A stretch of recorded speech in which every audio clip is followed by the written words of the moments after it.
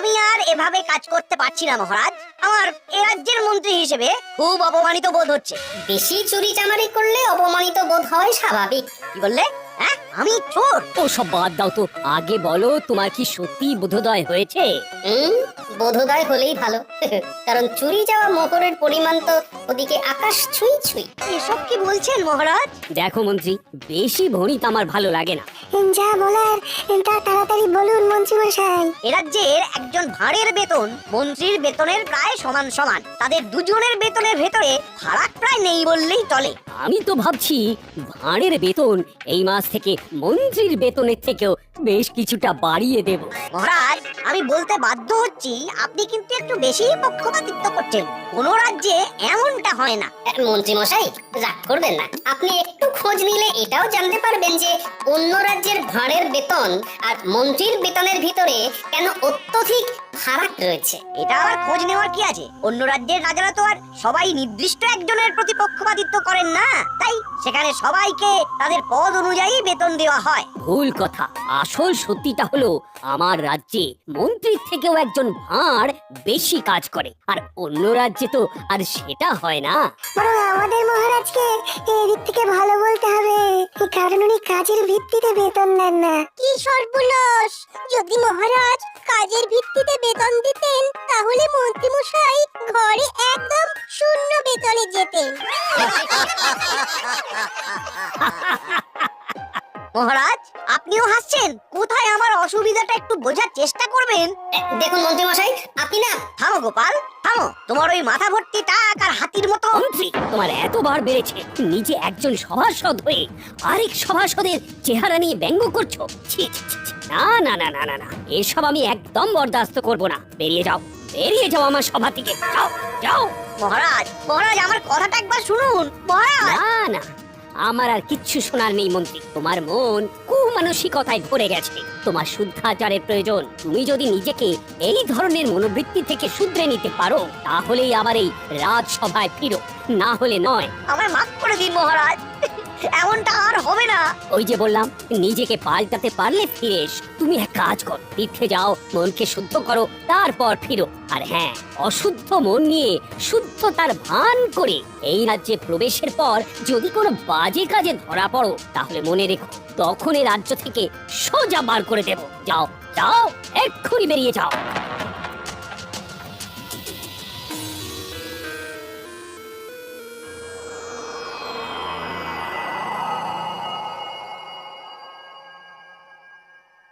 কিরে ঘটে, ব্যাপারখানে কি?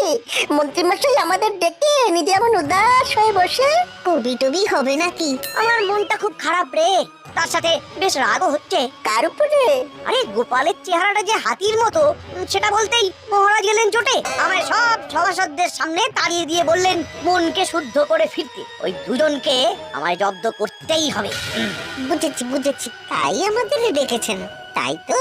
সবই তো বুঝিস, সব কথা কি আর মুখে বলতে হয়? কিছু একটা পরিকল্পনা কর।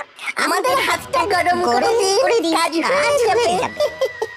আমার এখন মাথা গরম আছে, তাই তোদের হাতের বদলে উড়ন আর বসন দিয়ে কান গরম করে দিতে পারি। সুতরাং এখন যা, আগে কাজের কাজটা কর। বেশ, তাহলে আসি। কাল ভোরে পরিকল্পনা করে আপনার বাড়ি যাচ্ছি। বেশ হয়েছে, বেশ হয়েছে। মহারাজ মন্ত্রীকে বারে করে দিয়েছেন। হ্যাঁ, মানুষের চেহারা ভারী হতেই পারে, তা বলে এমন কথা কেউ বলে? মন্ত্রী মশাই বরাবর অমন স্বভাবেরই লোক, বুঝলে? যাদের স্বভাব এমন হয় তারা হাজার চেষ্টা করলেও সহজে বদলায় না। হ্যাঁ, গিন্নি, চেষ্টাটাও সৎ হতে হয়, না হলে এরকমও মানুষ করে যে ভিতরে ভিতরে কোনো চেষ্টা করে না, এদিকে মুখে বলে চেষ্টা করেও কোনো লাভ হচ্ছে না। মানুষ চেষ্টা করলে সব পারে গিন্নি। তোমার সাথে মন্ত্রী মশাই এরকম করলে না আমার খুব খুব রাগ হয়। হ্যাঁ না, এর জন্য আমার কোনো আক্ষেপই নেই গিন্নি। আমি আমার রাজ্যকে ভালোবাসি, তাই করি। তাছাড়া একজন রাজ্যবাসী হিসেবে এটা তো আমার কর্তব্য। সত্যি, তোমার জন্য না আমার না খুব গর্ব হয় গো। আর আমারও তোমার জন্য।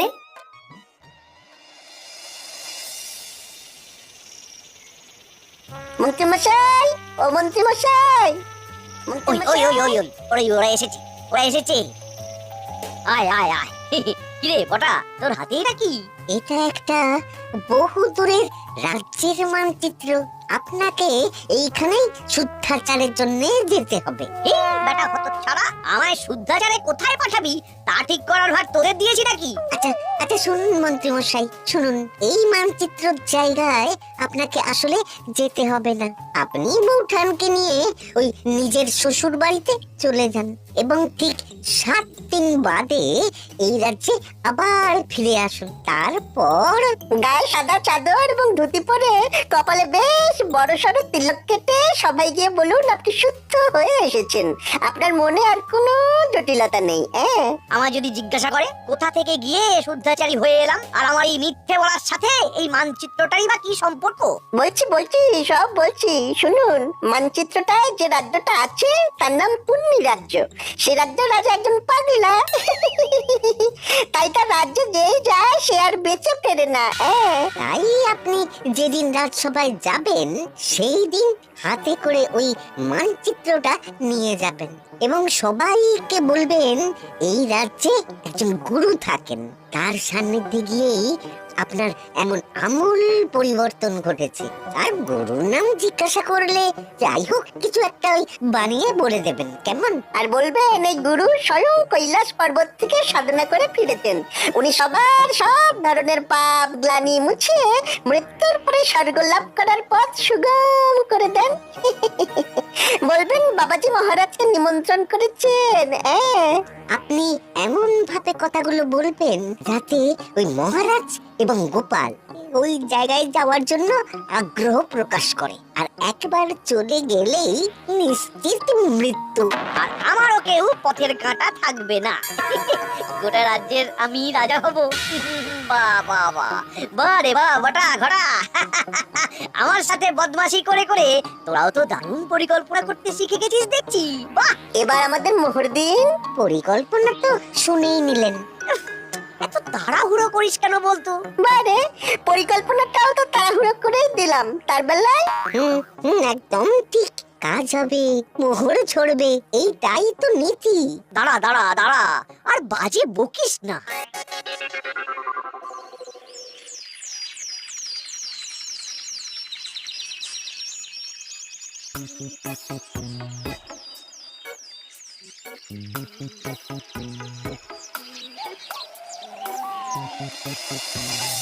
কি বলছো গোপাল? মন্ত্রী সত্যি সত্যি মন পরিশুদ্ধ করতে তীর্থে গেছে? আগে হ্যাঁ মহারাজ, নিজের চোখে দেখে এলাম বাড়িতে তালা ঝুলছে। আর পাড়া প্রতিবেশীদেরও নাকি বলে গেছে যে সে নিজেকে পরিশুদ্ধ করতে স্ত্রীকে নিয়ে দিন সাতেকের জন্য তীর্থে যাচ্ছে। বাবা, আমার এক কথাতেই যে মন্ত্রী এভাবে তীর্থে যাবে ভাবতেই পারছি না। যাকে এখন মন্ত্রীর সুমতি হলেই হলো, কি বলেন? যা বলেছো। আচ্ছা মহারাজ, আমি তাহলে আজ আসি। হ্যাঁ, বেশ বেশ বেশ। ও গোপাল, একটা কথা ছিল। বলুন মহারাজ। বলছি যে যতদিন না মন্ত্রী ফিরছে তুমি কি আমার রাজ্যের নতুন মন্ত্রী হবে? ও বাবা, ক্ষমা করুন মহারাজ, আমি এই রাজ্যের ভাঁড় হিসেবেই ঠিক আছি। ওইসব ভারী ভারী পদে আমায় বসাবেন না মহারাজ। হ্যাঁ, আমি জানতাম তুমি ঠিক এই উত্তরটাই দেবে। বেশ গোপাল, ঠিক আছে, তুমি এখন আসতে পারো।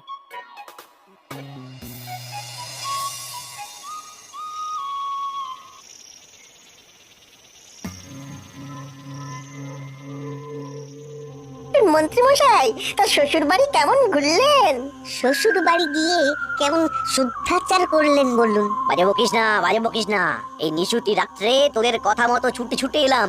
এদিকটার কেমন পরিস্থিতি সেটা আগে বল শুনি। মহারাজ গোপালকে রাজ্যের নতুন মন্ত্রী করতে চেয়েছিলেন, কিন্তু গোপাল রাজি হয়নি। এই গোপালটা মহা বদমাস, ওকে এই রাজ্য থেকে না তাড়ানো পর্যন্ত আমার শান্তি নেই। কালকে থেকে সবাই গিয়ে আপনি তো আপনার ওই নতুন রূপ দেখাবেন, সবাই দেখবেন গোলে জল। সবাই ভাববে আমি আমার সব জটিলতা কুটিলতা ঝেড়ে একদম শুদ্ধ মনে তীর্থ থেকে ফিরে এসেছি। হ্যাঁ মন্ত্রী মশাই, এদিকে আপনার জন্য একেবারে সাদা বস্ত্র প্রস্তুত করে রেখেছি। সকাল হলে সেই বস্ত্র পরে কপালে তিলক কেটে সবাই যাবেন, কেমন তো? এবং বলবেন হরে হরে হরে হরে। এই নিমিত্ত মাত্রকে মাগো ক্ষমা করে দিও। দিও। আর মনে করে মানচিত্রটা কিন্তু নিয়ে যাবেন, মনে রাখবেন ওইটাই কিন্তু মহারাজ এবং গোপালকে চিরতরে বিদায় দেওয়ার জন্য মূল অস্ত্র। আচ্ছা আচ্ছা আচ্ছা, বুঝেছি বুঝেছি। আমি এখনো অতটাও বুড়ো হইনি যে মানচিত্রের ব্যাপারটা বেমালুম ভুলে যাব।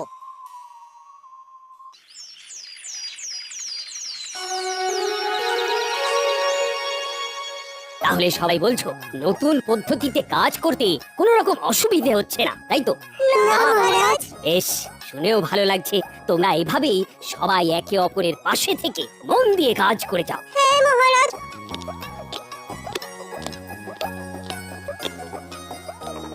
আরে মন্ত্রী মশাই, আপনি এমন বেশে এটা পুরো ভোল বদল।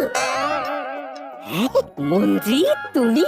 একি বেশ বদল। শুধু আমার বেশ বদল হয়নি মহারাজ, গোটা আমিটাই বদলে গেছি। আমার এখন পৃথিবীর সব মোহমায়াই বড্ড মেকি মনে হচ্ছে। এখন আমার মন শুধু এইটাই বলতে চাইছে যে আমি নিজের মতো বাঁচতে চাই, আমি আমার মতো ভালো আছি, কারোর সাথে পাঁচি নেই। শান্তি শান্তি শান্তি। মন্ত্রী, ও মন্ত্রী, এ তোমার হলো কি? আমি যে তোমাকে চিনতেই পারছি না। এসব বেটার চাল কি না কে জানে। মহারাজ, আমি আপনার কাছে কৃতজ্ঞ। ভাগ্যিস আপনি আমার মনকে শুদ্ধ করে তোলার জন্য তীর্থে যাওয়ার আদেশ দিয়েছিলেন, না হলে তো আমি আমার সকল পাপ ধুয়ে মুছে মৃত্যুর পর স্বর্গলাভ সুনিশ্চিত করতেই পারতাম না। মন্ত্রী মশাই, আপনার স্বর্গলাভ সুনিশ্চিত, এটা কি সত্যি? হ্যাঁ গোপাল, আমি তো আর আগের মতো নেই। আমি আমার সব পাপ ধুয়ে মুছে করেছি সাফ। তুমিও আমায় ক্ষমা করে দিও। এসো এসো, বরং তোমার পা ধরে ক্ষমা চাই। ভুল স্বীকার করতে এখন আর আমার কোনো দ্বিধা নেই গোপাল। তা কে তোমায় শুদ্ধ হতে সাহায্য করলো শুনি? আর তুমি কোথায় বা তীর্থ করতে গেছিলে? এই দেখুন, এই মানচিত্রটা, এই যে এই এই এই এই গোল মতো জায়গাটা দেখছেন, এটা হলো পুণ্যি রাজ্য। আমাদের রাজ্য থেকে প্রায় 150 ক্রোশ দূরে এখানে ধুনি বাবার আশ্রম আছে। উনি স্বয়ং কৈলাস পর্বত থেকে সাধনা করে ফিরেছেন।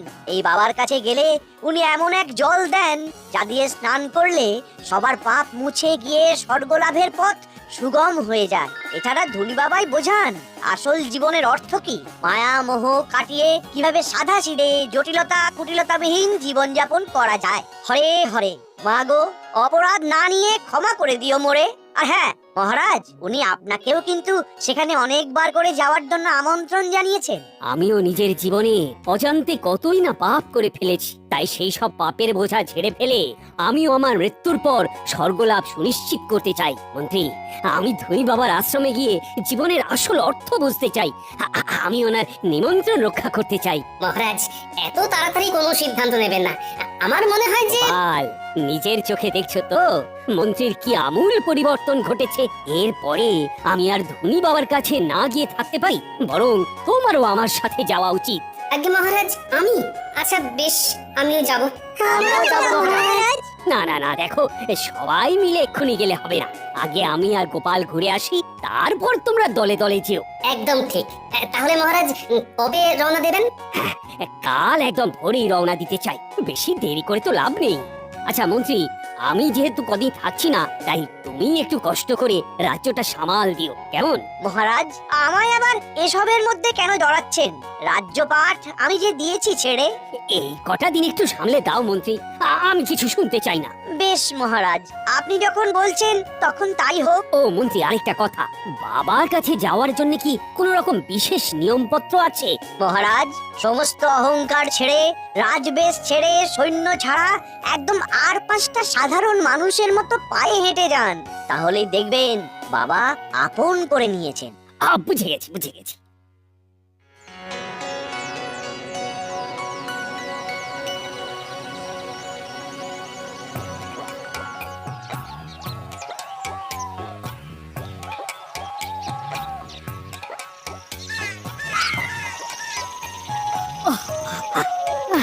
বাবা গো, মা গো, আর কতটা পথ গোপাল? হাঁটতে হাঁটতে পা ফুলে গেল তো। মহারাজ, বুঝতেই পারছি আপনার খুব কষ্ট হচ্ছে, কিন্তু আরেকটু কষ্ট করে ওই বট গাছটা পর্যন্ত তুলুন, তাহলে আপনি পুণ্যি রাজ্যে প্রবেশ করে ফেলবেন। ওই বট গাছটা থেকে শুরু হচ্ছে পুণ্যি রাজ্য। গোপাল, ও ও গোপাল, আজ রাত্রিটা থাকবো কোথায় বলো তো? ওই বট গাছের নিচেই কি কাটাতে হবে? হ্যাঁ মহারাজ, আপাতত তাই তো মনে হচ্ছে, কারণ ত্রিসীমানায় তো কোনো বাড়ি দেখছি না। আর মানচিত্র অনুযায়ী আমরা পুণ্যি রাজ্যে প্রবেশ করলেও বাবার আশ্রম আরো খানিকটা দূরে রয়েছে মহারাজ, যেখানে আপনি কাল সকালের আগে যেতে পারবেন না। বেশ, তাহলে গাছের নিচেই রাতটা কাটাই আর কি। পুণ্যি রাজ্যে এসে পুণ্য করতে একটু কষ্ট তো সইতেই হবে। একদম চিন্তা করবেন না মহারাজ, আপনি নিশ্চিন্তে ঘুমন, আমি জেগে আছি।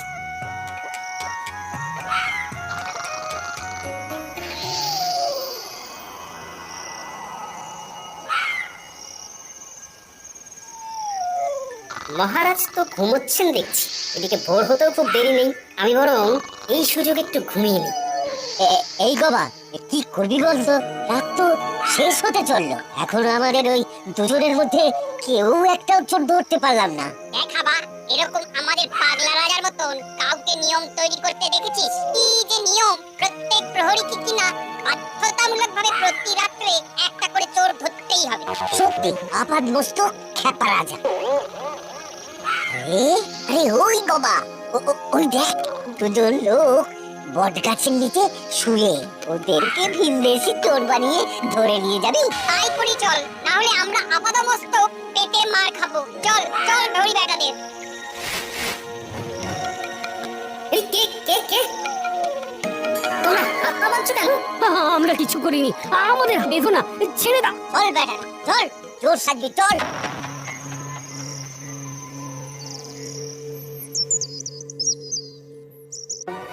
আমাদের তোমরা ছেড়ে দাও, আমরা চোর নই। আরে জানি জানি, সে তখন থেকে এক কথা বলে কানটা ছাড়া পাড়া করে দিল। আহা, জানোই যখন চোর নই তখন ধরে রেখেছো কেন? এই আড্ডা আমরাকে নিয়ে তো ভীষণ মুশকিল হলো, ঠিকঠাক করে কথাও বোঝে না। এই, আমার সাথে ঠিক করে কথা বলো। আমি তোমাদের মহারাজকে বলে দেব যে তোমরা জানো যে আমরা চোর নই, তবু ধরে এনেছো। বলেও কিছু লাভ হবে না বুড়ো, আমাদের রাজা কারোর কথাই শোনেন না। একবার গারদে ভরে দিলে তার একটাই শাস্তি হয়, আর তা হলো ইদারায় ছুঁয়ে ফেলে দেওয়া, বুঝলে? কি সর্বনাশ, এ কি নির্মম শাস্তি! এই শিগগিরই শিগগিরই আমাদের বের করো। তোমরা জানো না আমি কে? আমি হলাম... মহারাজ থামুন থামুন, এক্ষুনি পরিচয় দেবেন না। গোপাল, কি বলছো? এক্ষুনি না পরিচয় দিলে মেরে ফেলবে আমাদের। ভয় পাবেন না, আমি আছি, ইতিমধ্যেই ফন্দি এঁটে ফেলেছি, সময় মতো সব বলে দেবো। কই কই আমার ভিনদেশি চোরেরা সব কই? এই যে রাজন, এই যে একদম গারদের ভিতরে। বাবা বাবা বাবা বাবা আমাদের পুরোহিতকে ডাক দাও, শাস্ত্র পাঠক, তারপর সব ব্যবস্থা হয়ে গেলে এদেরকে ইদারার সামনে ফেলার জন্য নিয়ে যাও, আমি মজা দেখবো। গোপাল, তুমি সব শুনলে তো? ভয় নেই, আমি আছি মহারাজ।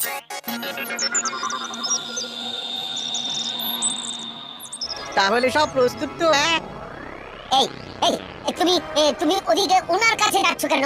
আমাকে ঠাকুরের নাম শোনাতে। মরতে যাচ্ছি তো তাই। মহারাজ, আপনি এবারে আমার সাথে মারপিট শুরু করবেন। ওরা যদি জানতে চায় কেন মারপিট করছি, তাহলে বলবেন আমরা পেশায় জ্যোতিষী। আমরা গণনা করে দেখেছি যে আজ দুজনের ভেতরে যেজন আগে ইদারায় ঝাঁপ দিয়ে মরবে সে স্বর্গবাসী হবে এবং পুণ্য লাভ করবে। বেশ বেশ, মুক্ত করে দাও দুজনকে, মুক্ত করে দাও। আমি আগে ইদারায় ঝাঁপ দেবো। না, আমি। তবে রে বেটা, দেখ কেমন মারি তোকে। আয়, আয়, আমিও মজা দেখাচ্ছি। এ কি?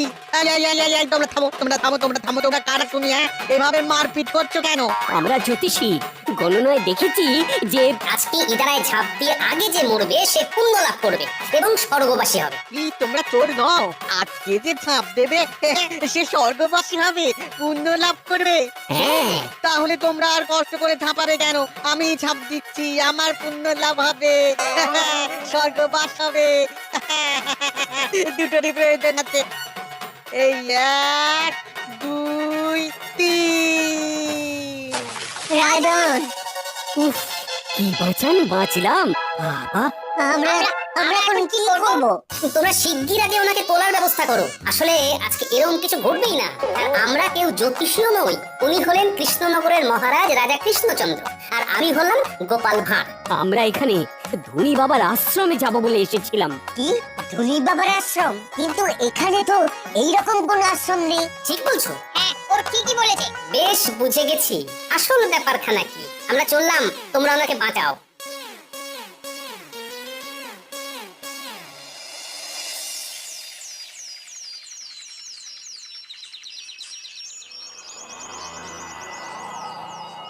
রে তাহলে এই দুদিনে দুজনেই পটকে গেছে বল। পাগলারা তো কাউকে আস্ত রাখে না, সবাইকে চোর অপবাদে ইঁদারায় ফেলে মারে। সব এখন ছাড়তো। এইদিকে ওই দুদিনের ভিতরেই মন্ত্রী মশাইয়ের চুরি করা মোহরের সংখ্যা দেখো, 9 করে 700টা। কি কাণ্ড দেখেছো? সব বেটা মন্ত্রীর ভড়ংবাজি। চলুন এবার ভিতরে যাই। এই বেটা মন্ত্রী, ষড়যন্ত্রী, এসব তোমার বদমাইশি। চলুন মন্ত্রী মশাই, এবারে আপনাকে ইদারায় ফেলবো। ওরে বাবা রে, ওরে বাবা রে, ভূত ভূত ভূত ভূত! ঘটা পালা! আমরা ভূত নই। চলো মন্ত্রী, চলো এবার। আমায় ছেড়ে দিন। ও বাবা গো, ও মা গো, কি আছো গো, বাঁচাও বাঁচাও, আমায় ছেড়ে দিন।